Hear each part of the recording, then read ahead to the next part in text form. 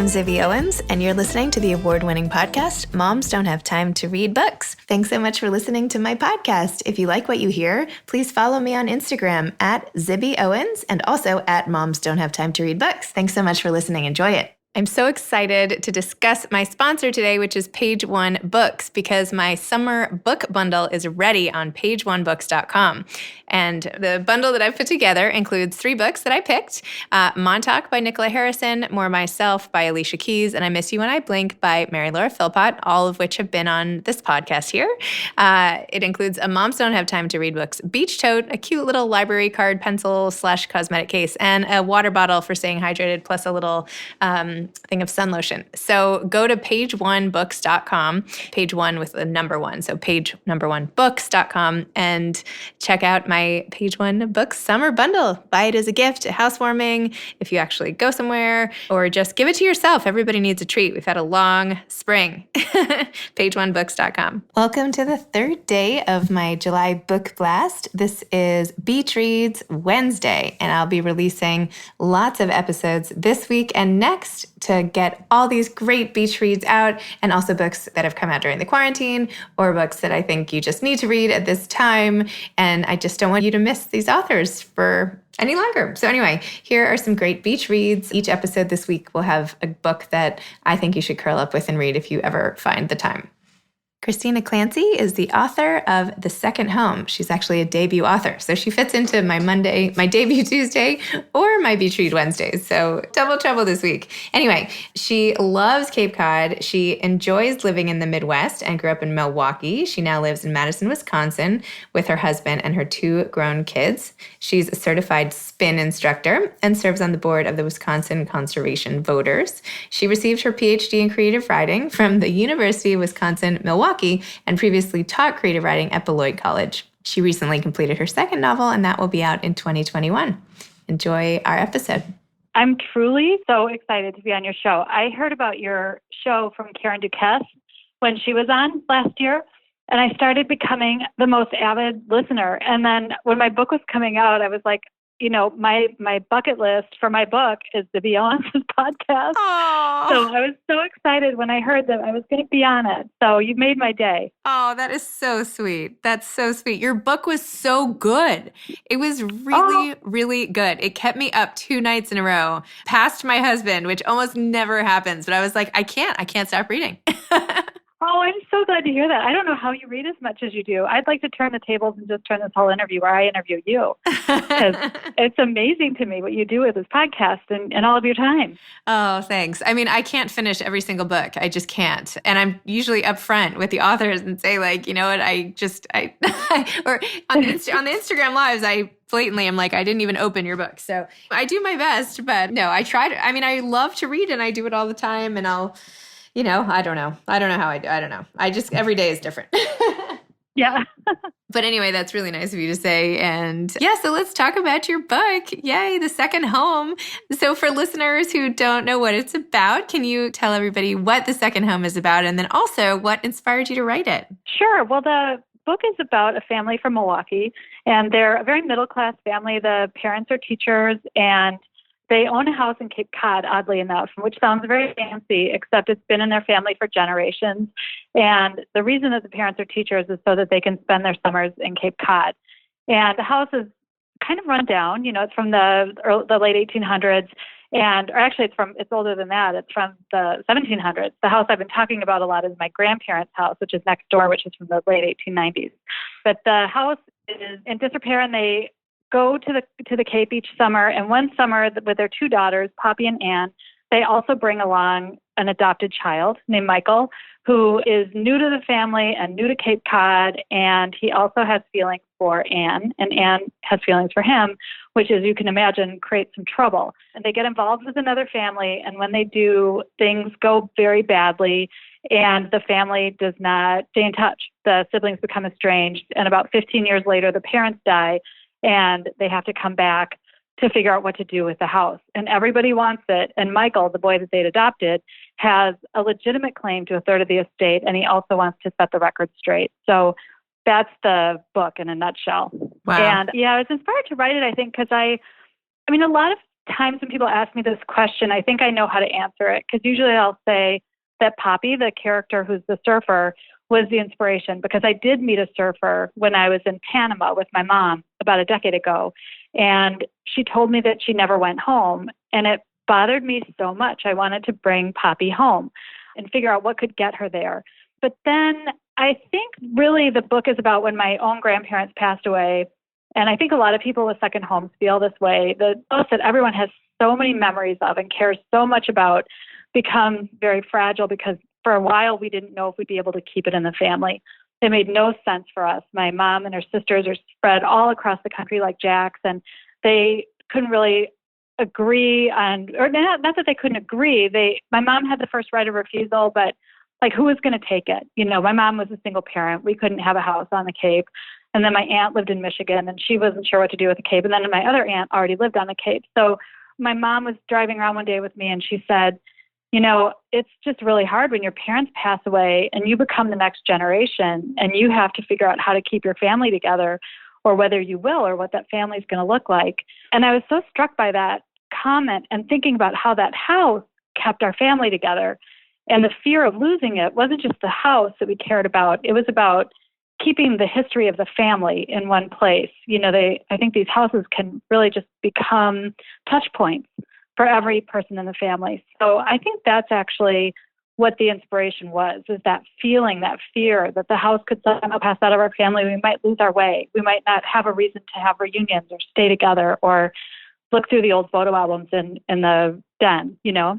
What you did so well in the book was create such a sense of place and character, both, that I felt like not only was I could like see this house, right? I could see Poppy and Anne and the parents in their house, but I could also see, you know, Anthony and Maureen's house. I could just see it, all of it, and feel it, and all the sensory things you put in, and all of it just made it so real. And then with the parents and what ended up happening to them, I felt like such a sense of loss myself. How do you think you did it? Like, it was, and I know you teach creative writing and all that, but like, what do you think it was like that made these things just come alive so much? Well, first of all, the place I know very well.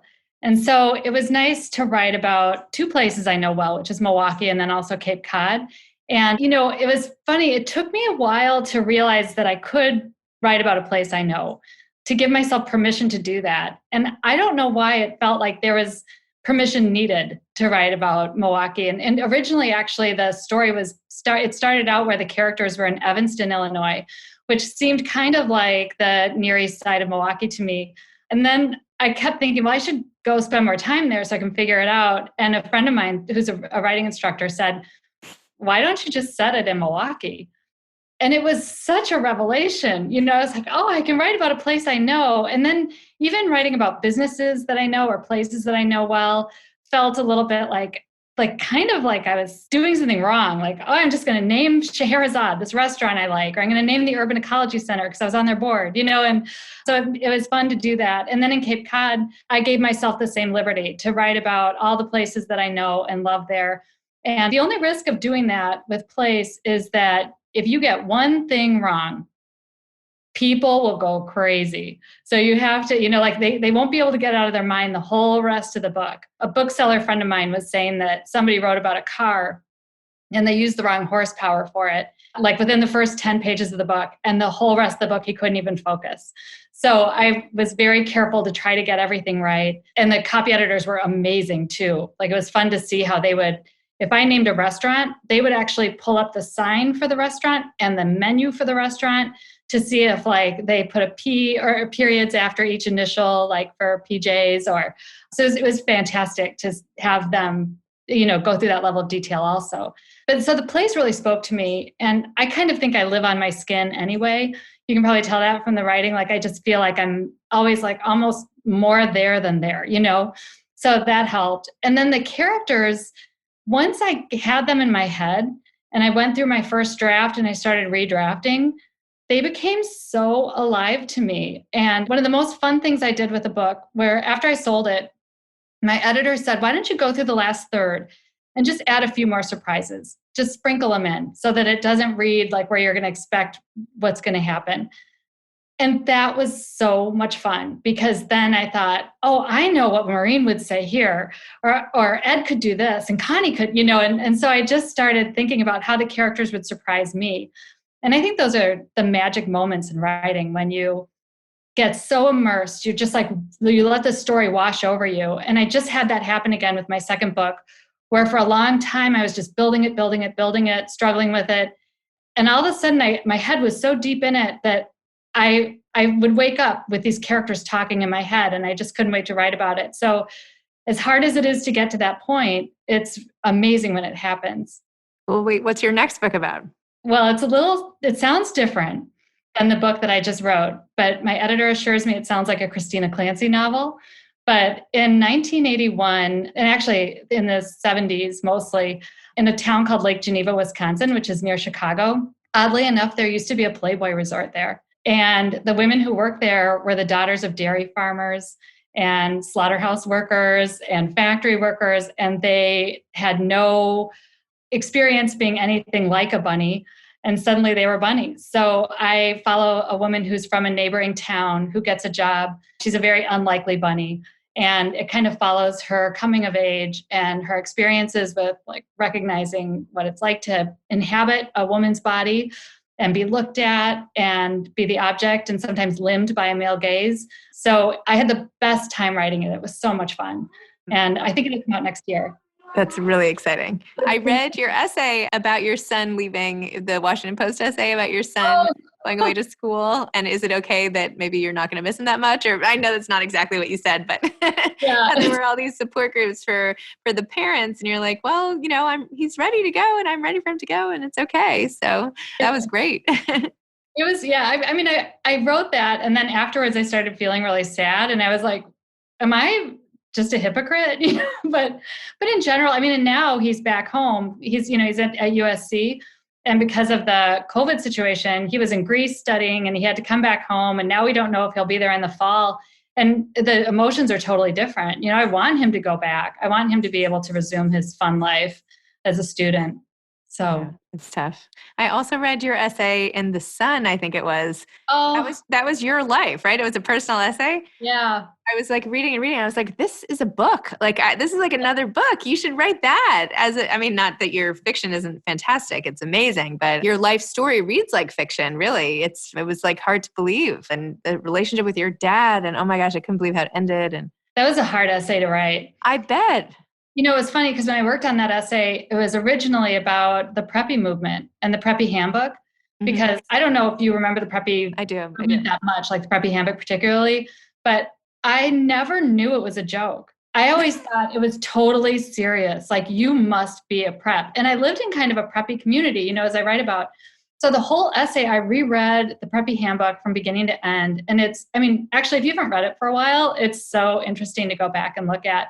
But the whole essay was about my experience being a prep. And then I kind of just had a little bit of my dad in there. And I sent it to the editors of The Sun, which, most writers would give their eye teeth to be in The Sun. They have such a devoted readership. And when I got feedback from them, they said, we love your essay, but we think your dad's really the story. And I was kind of offended. I was like, no, I want to write about the preppy handbook. But then I went back later on. I thought they'd rejected it. And then later on, they were like, didn't you get our email? Like, do you want to write? And I was like, oh my gosh, like you guys still like it?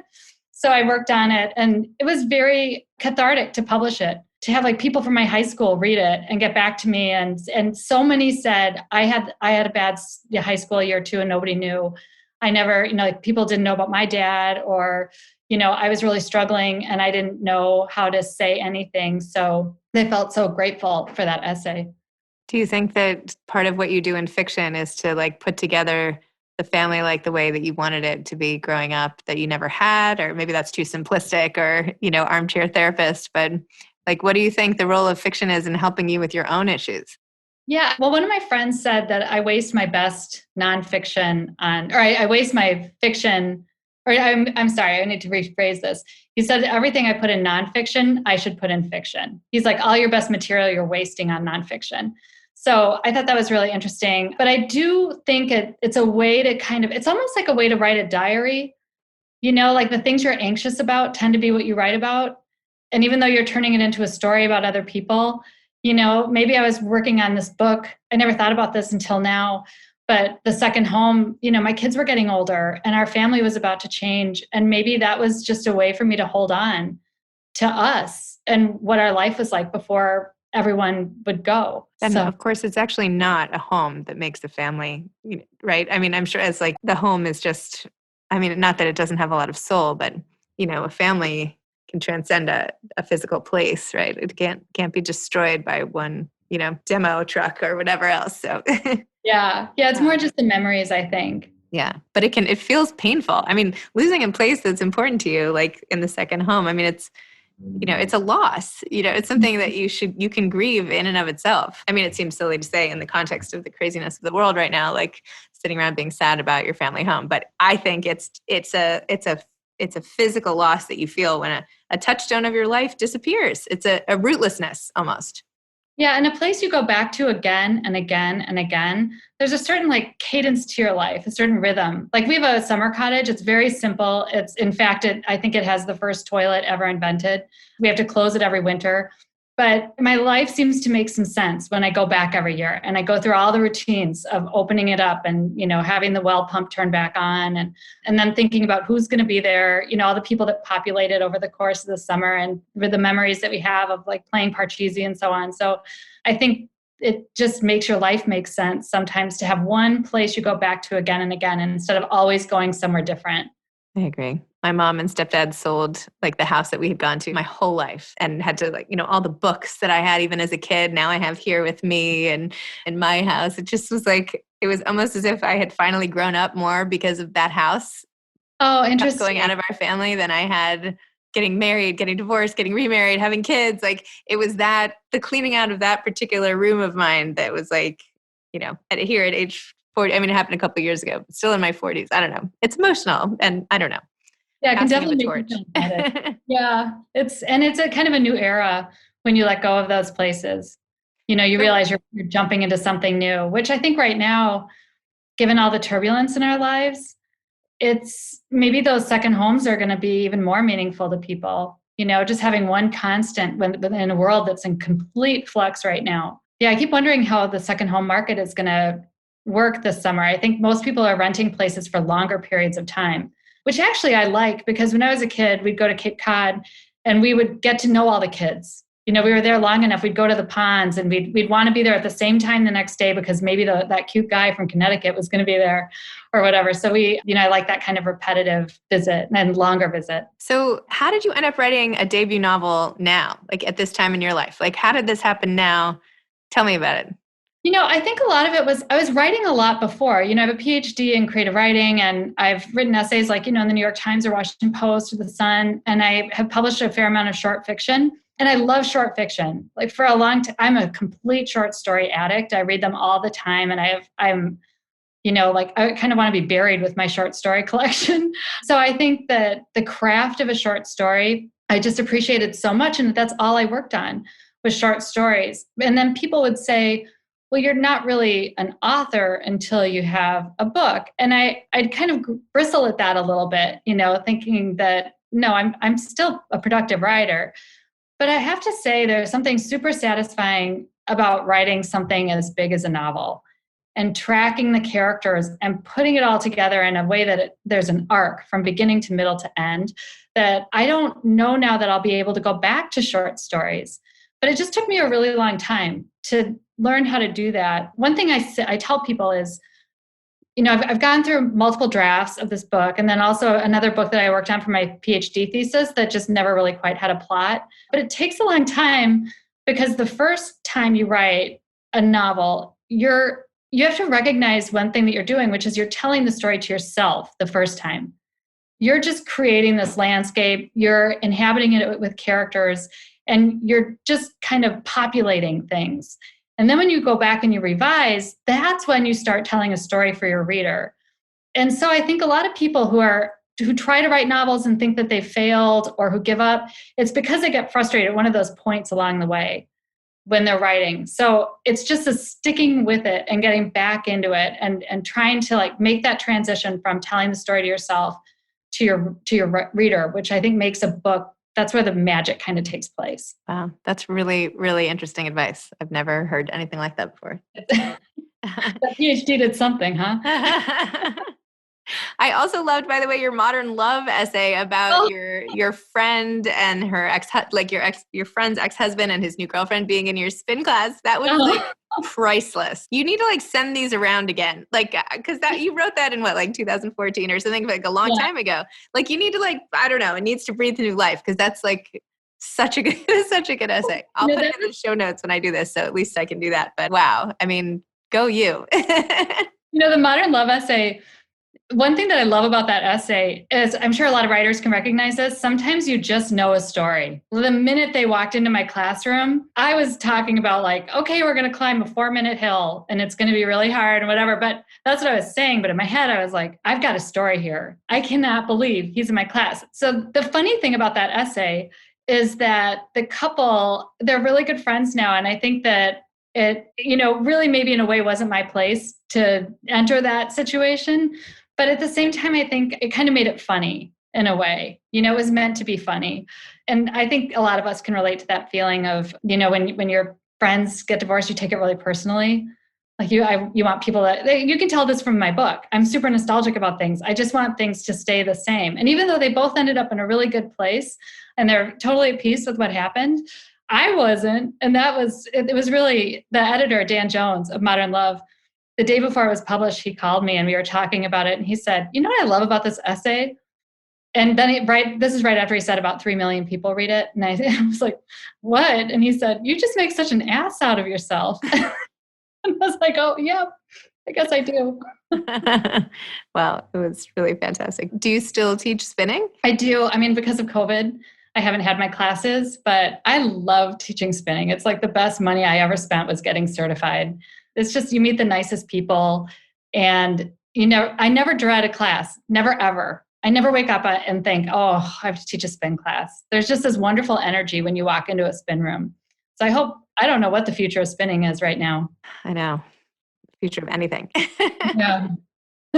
Well, Christina, thank you so much. Your book, as I said at the beginning, I could not put it down and it kept me up and that doesn't happen that often. And I just really, really enjoyed it. So it's really a pleasure talking to you. And I share that same appreciation of all nostalgic elements and not wanting things to change. And so I get it. And it was just really great. So congratulations on your pub day and everything. Thank you. And really, thank you for having me on the show. I truly listen all the time and it's just a total thrill to be on it. Thanks for all you do for writers, especially a debut writer like me. To get my name out there through you means so much. Oh, well, it's my pleasure. All right. Well, hopefully I'll meet you in person one of these days. Oh, great. Thanks a lot, Zibby. Okay. Bye-bye. Thanks for listening to a Beach Reads Wednesday episode from my big July book blast. I hope you've enjoyed it, and I hope you've enjoyed getting to know some of these amazing authors. Thanks again for listening to my podcast, Moms Don't Have Time to Read Books.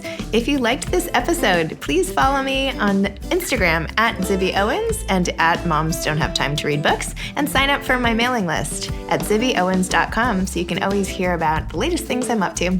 Thanks a lot. Thanks so much to Page One Books for sponsoring today's episode. I hope you'll all check out my summer beach bundle at pageonebooks.com. Thanks so much to Steve and Ryan at Texture Sound for the sound editing. And thank you to Morning Moon Productions for providing this fantastic intro and outro music. Thanks for listening. You could always email me at zibby@zibbyowens.com.